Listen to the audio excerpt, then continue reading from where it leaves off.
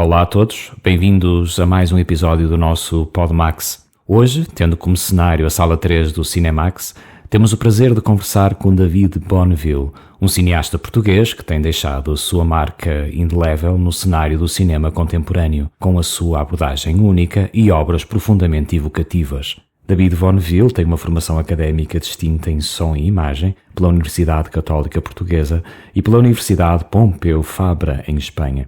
Recebeu uma bolsa de mérito académico da Universidade de Westminster para realizar mestrado em argumento e produção para cinema e TV. Participou ainda no programa de realização da Fundação Gulbenkian com a Academia Alemã de Cinema de Berlim. Bonneville trabalhou para a BBC e viveu em Barcelona e Paris. O seu filme, O Último Banho, destacou-se ao ganhar os prémios Sofia de melhor filme, melhor argumento original e melhor direção artística.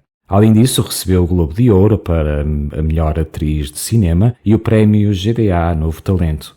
Estreou-se em festivais internacionais e arrecadou vários prémios. David Bonneville é reconhecido pela sua versatilidade e sucesso, tanto em festivais nacionais como internacionais, consolidando-se como uma figura importante no cinema contemporâneo.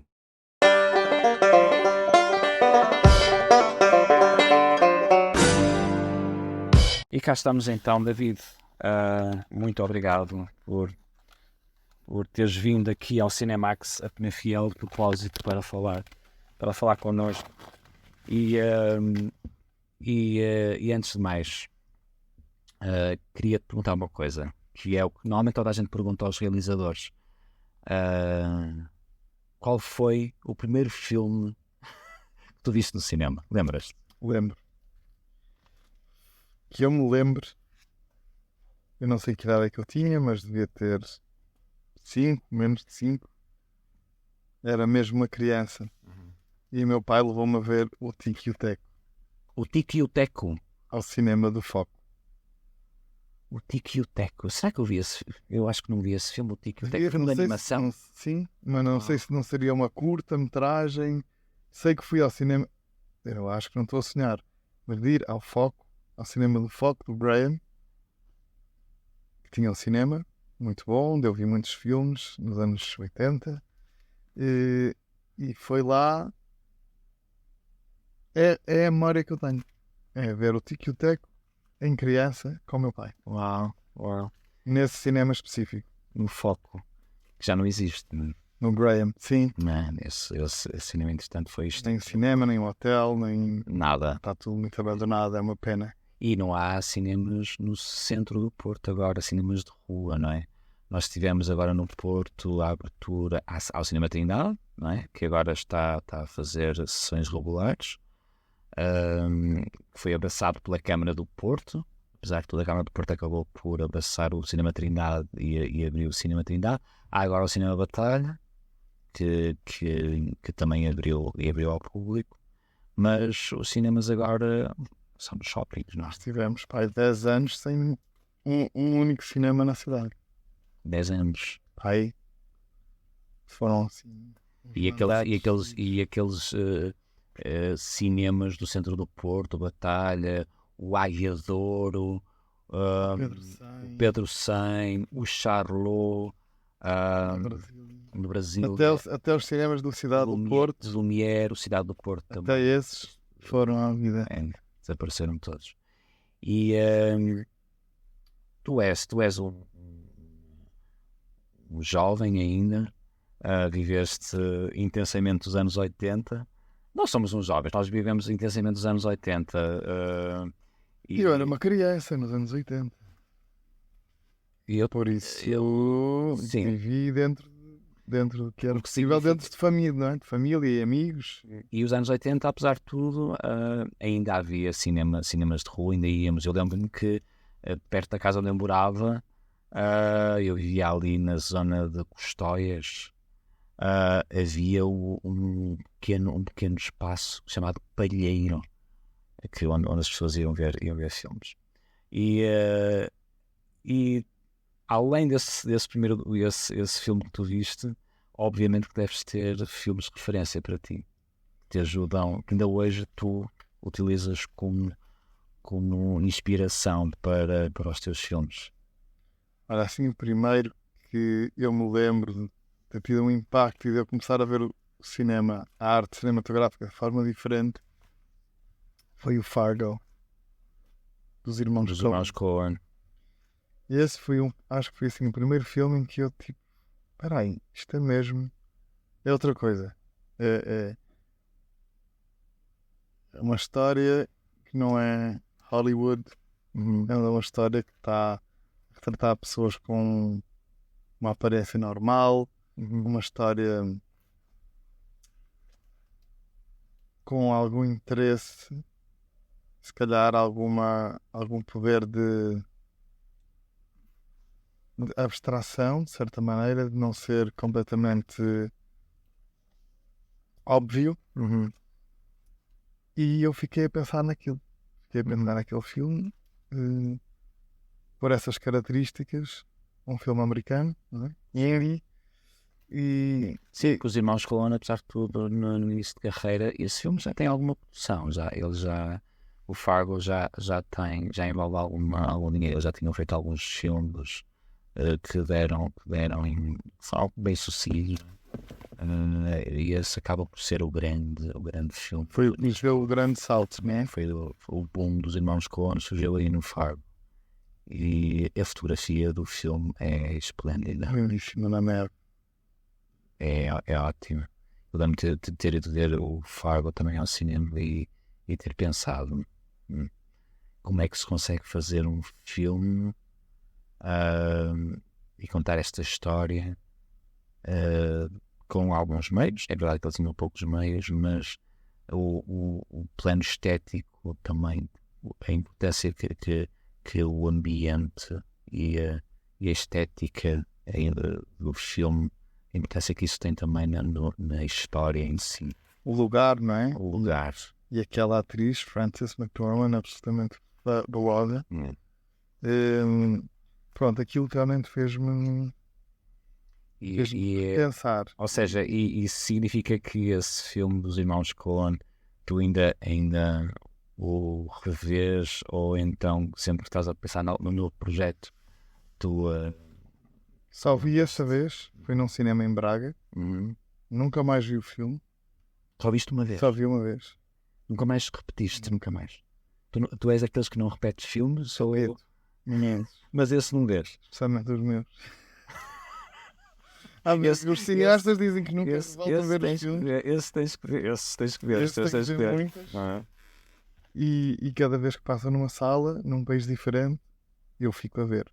Porque vejo de forma diferente. Vejo com um público diferente, vejo com legendas diferentes. Eu estou a ver um filme com outra identidade. Eu por acaso sempre me questionei isso, porque já cheguei a ir a sessões de cinema com os realizadores e os atores na sala e ficava às vezes a pensar, eles já devem ter visto isto tantas vezes, o que é que eles estão aqui a fazer? Eles já devem estar fartos, já devem vomitar o filme. Mas os atores não. Os atores não veem o filme até ser projetado. O realizador e o montador, isso. Mas se calhar eles não estavam na sala, esses de certeza que saíram. Que é a praxe, apresentam um filme, sobem as escadas, desce a luz e eles vão para o bar, ou para o restaurante, ou para outro sítio qualquer. Me fazem. E também fugiste? Mas eu normalmente não fujo. Às vezes são muito seguidos, não é? Estou a falar mais de festivais, não é? Às vezes há festivais muito seguidos. E foi intenso, por exemplo, num dos festivais que há 3 sessões, eu posso ter ido às 3 sessões. Pelo menos vi 2 delas e depois há outro festival e outra vez o filme. Aí pode ser que não vá. Mas no geral são países diferentes, das restaurantes há subtitulagem de uma forma diferente. Eu tenho uma especial curiosidade para saber como é que o público daquele lugar vai reagir. Aí fico. E não é sacrifício. Ficas para ver a cara das pessoas que se riem, como é que reagem, se saem, se ficam depois. E se as pessoas saem, ficas deprimido, ficas a pensar, oh não, eu não devia ter. Não, às vezes as pessoas têm vidas, não é? Se é um festival tem outro filme para ir a ver e tal, mas nunca vi, mas saem em massa, tipo, ok. Tu és daqueles que sais, que vai ao cinema e passado 5 minutos, se o filme não te interessar, tu sais, não? Não. Tu ficas até final. Aguentas. Eu não estou a gostar disto, mas eu... Quase sempre fico É. a ver o que é que vai ser dali. E Porque às vezes pode-me surpreender. É raro, mas pode ser que seja difícil de entrar, que não esteja a perceber e depois no fim, depois de ver o todo, tenha um sentido. Que eu perceba que, ok, isto é irritante porque depois vai haver um contraponto, ou porque o realizador quer dizer isto, ou porque a história quer dizer aquilo. Mas já saí de alguns filmes, não muitos, mas já saí de filmes de realizadores que eu aprecio muito e disse: não,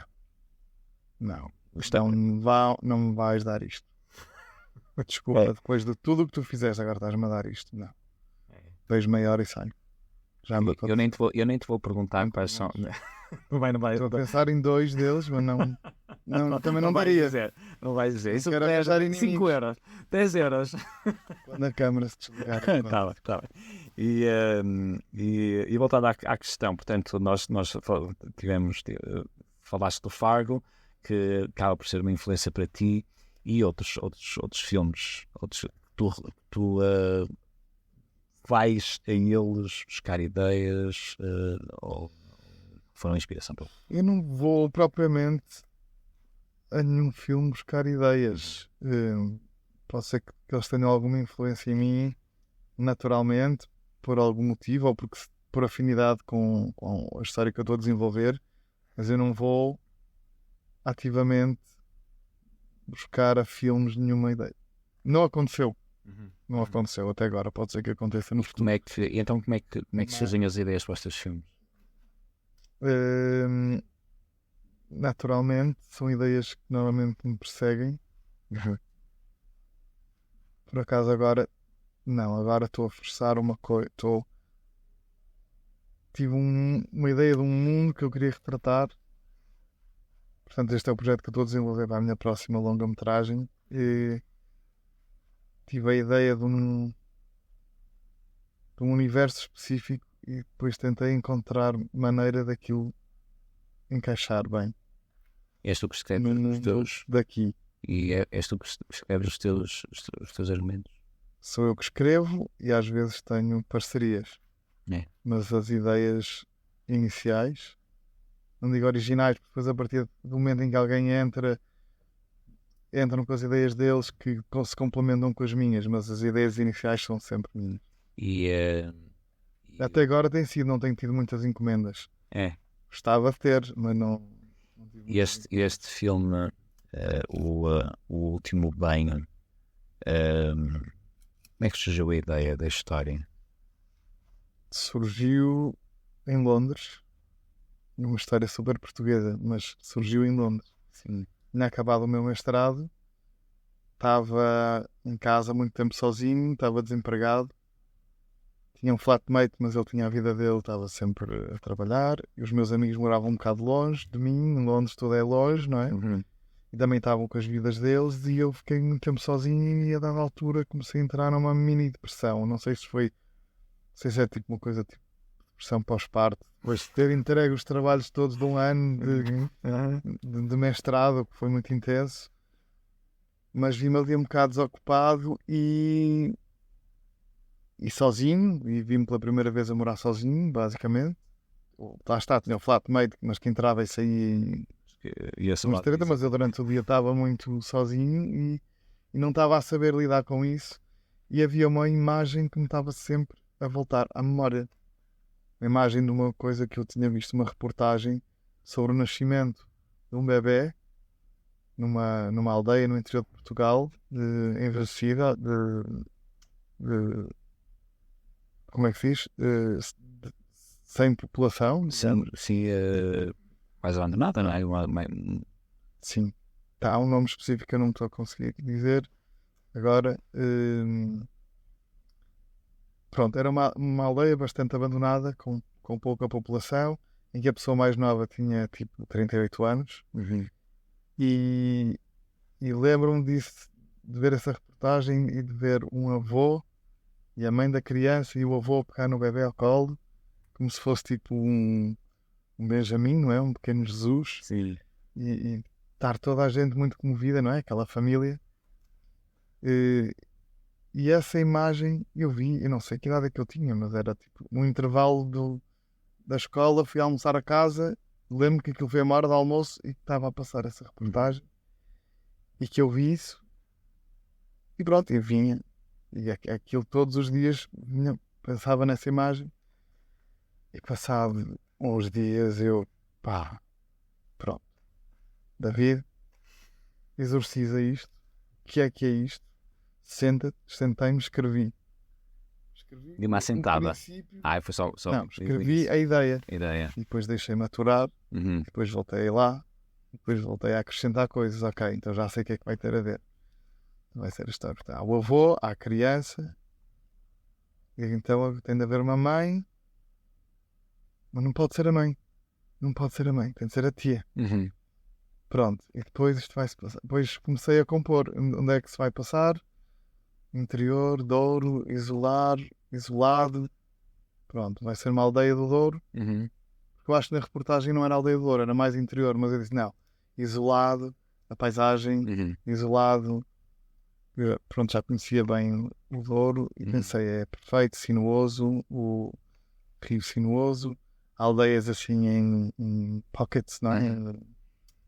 Pequenas povoaçõezinhas Assim. isoladas. Pensei, pronto, arranjar uma casa isolada para os isolar. Uhum. E a partir daí, pronto, comecei a compor a história. Se calhar a história no início era mais sobre este bebê, não é? Depois ia crescer e era mais sobre ele. Mas depois, com a pessoa com quem eu desenvolvi a escrita, que é o Diego Rocha, com quem eu estudei em Inglaterra, um mestrado em guionismo. Pronto, fiz-lhe o pitch da história e assim, olha, queres co-escrever? E ele, ok, pronto. Uhum. Isto é, o guião sou eu que escrevo mesmo, mas ele está lá com as ideias iniciais e lê cada grande passo, cada grande alteração que eu faço ao guião, ele lê e dá-me feedback. Uhum. Mas no fundo quem escreve sou eu. Sim. E com o português de Portugal e com as ideias. Mas ele está lá sempre. É uma espécie de script doctor, digamos. Tipo editor. Sim, editor. tipo É aquela pessoa editor. que está a editar. E a história com ele foi começando a ganhar uns contornos e começou a ser mais a história desta tia. Sim. Que estava no Porto e depois volta. Tenho ideia que foi isto. Uhum. Porque a ideia inicial era mais sobre este Benjamin. O que é que vai acontecer a este menino no meio desta aldeia despovoada? A aldeia despovoada era o que eu queria. Despovoamento coral. Com esta família de pessoas mais velhas. O que é que aconteceria? Mas quer dizer, está lá na mesma no filme. Claro. Isto é um coming of age de uma pessoa de 40 e de um miúdo de 14, 15. E o ator tinha mesmo 14, 15 anos. O ator no início tinha 13. E 5 anos foi? Tem ar de 18, mas ele tinha 13. Ele fez 14 na rodagem, ele fez 14 no Douro. E nós dizemos no filme que ele tem 15, já que é para não acharem que estamos a mentir demais. Mas quer dizer, estávamos a mentir. Sim. Mas ele tinha menos ainda do que o que nós dizemos. Ou seja, e voltando àquela conversa que nós tivemos há pouco antes da gravação daqui do Podmax, desde a ideia à escrita do guião até encontrar dinheiro para financiar o filme, até se produzir, até se filmar, até se rodar, até se editar, isso aí passaram quantos anos? 10 anos. A ideia original foi logo a seguir ao meu mestrado, 2009. Uhum. O filme estreou no Festival de Tóquio em 2020. E 11 years. Muito tempo. E o que é que tu achas? O que é que tu achas que se deve todo este tempo? Às dificuldades de financiamentos, daqui agora voltando àquela conversa que tivemos também Nós estávamos há pouco a falar sobre estas questões dos financiamentos dos filmes, o cinema que se quer que dê dinheiro, ou o cinema tem que ser financiado pelo Estado, porque o cinema é arte e os autores precisam também de produzir cinema, mesmo que ele não dê dinheiro. O que é que tu achas de tudo isto, toda esta história e aproveitando agora esta questão do tempo que levou o teu filme a ser produzido e a existir? Eu estava a desenvolver o projeto do Último Banho, 2009, ao mesmo tempo que estava a escrever e a reescrever uma curta. Foi a curta Cigano, não é? Chamava Cigano. Sim. Portanto, eu estava a desenvolver esses 2 projetos ao mesmo tempo. E, entretanto, a trabalhar também, estive a trabalhar na BBC, quando me saiu o financiamento para a curta Cigano. Então, estive a preparar, rodar. Isto demorou imenso tempo. O subsídio ganhou-se em 2010, filmámos em 2011.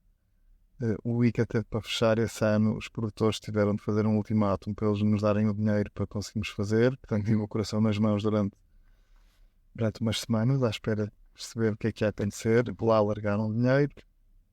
Eu estava na Inglaterra, fui para Portugal no verão. Filmámos em 2011. Fizemos uma pequena montagem. Depois, no ano seguinte, 2012, fechámos a montagem. E depois começou-se a enviar para festivais e só estreou em 2013. Portanto, foi muito complexo. E nesse período eu já estava a escrever a longa. Sim, o Último Banho. O Último Banho.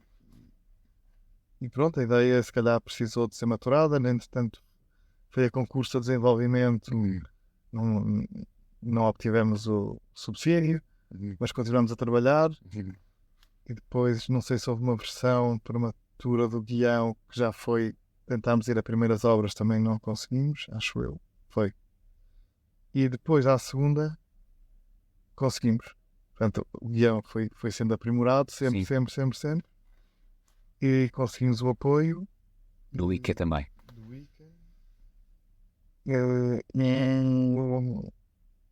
E pronto, e isso foi em 2016. E depois, em 2017, começámos a ver possibilidades e casting, não sei o quê. Depois, em 2018, entrou na pré-produção mesmo. Conseguimos apoios de coprodução em 2017, do CNC, do Eurimar, da RTP. Portanto, lá está, esse tempo entre que ganhamos o subsídio e a rodagem foi para tentar angariar mais fundos. Mais fundos para se poder produzir. Conseguimos fazer o filme com mais condições. Tivemos uma coprodutora francesa e em 2018 começamos a pré-produção pura e dura, procurar locais de filmagem, compor a equipa, casting e arrancou a rodagem no verão de 2018, precisamente. Depois fui para a França montar o filme, 3 meses. Foi um processo A edição foi feita em França. Sim. E pronto, depois o filme estreou em 2020. Uau! Na guia, depois era a edição de som, depois estávamos à espera da banda sonora, que houve um problema grave com a banda sonora original. Eu tive um ano parado só à espera da banda sonora original. E diz-me só uma coisa então. O que é que tu achas que terá que mudar no cinema, na produção cinematográfica em Portugal? Será que se produz pouco? Será que os financiamentos deveriam ser mais? deveriam as pessoas começar a produzir filmes mais comerciais para se fazer dinheiro, para se autofinanciarem?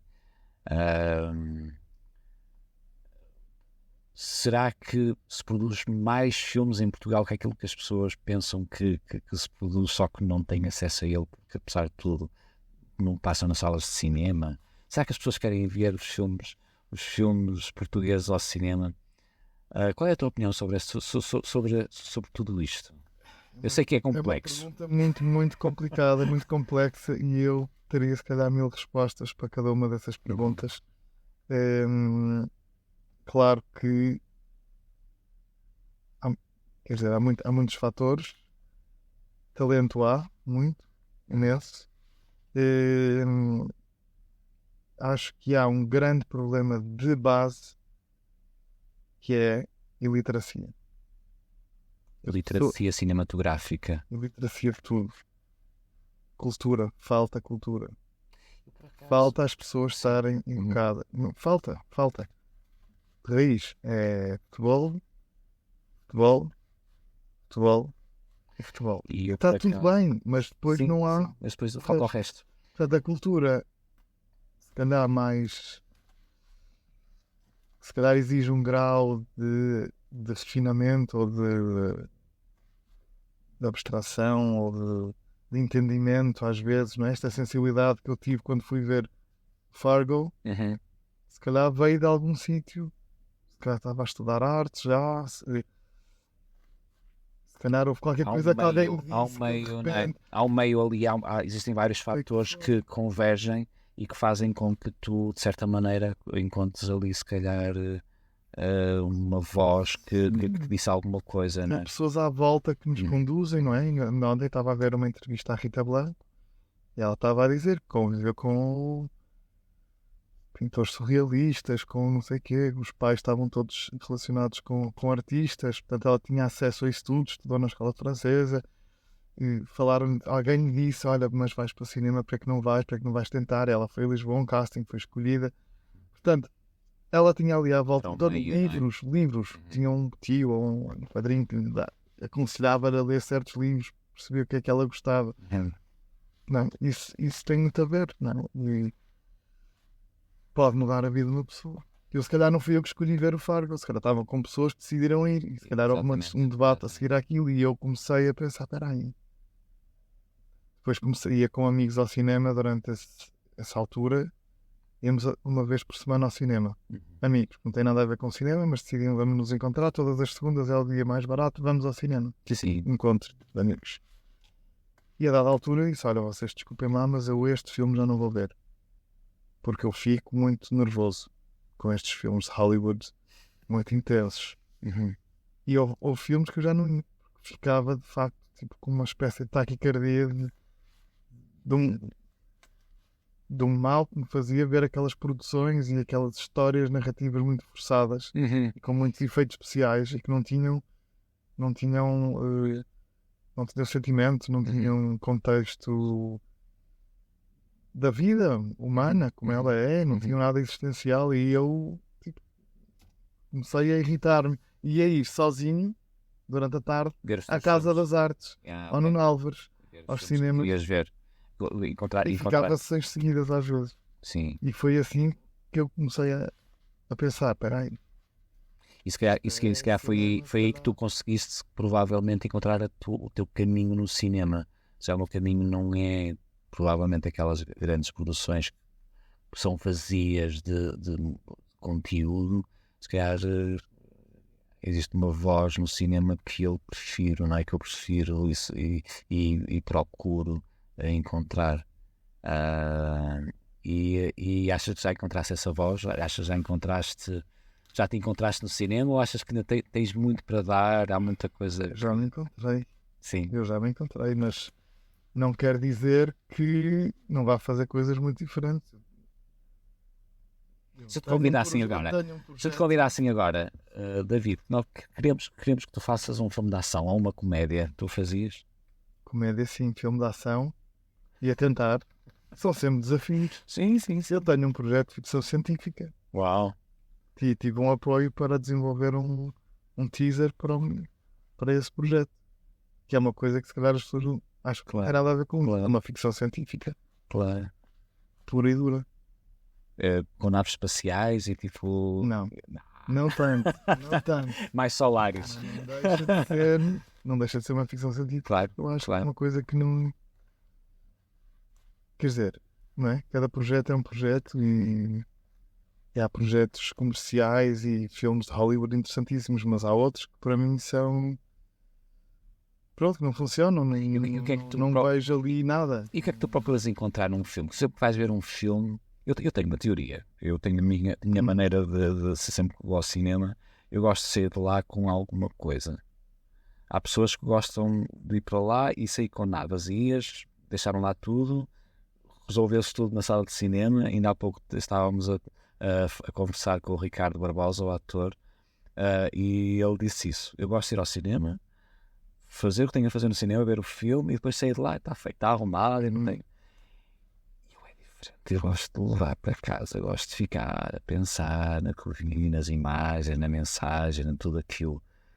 Tu és como o Ricardo ou és assim como o outro, ou nem como o outro?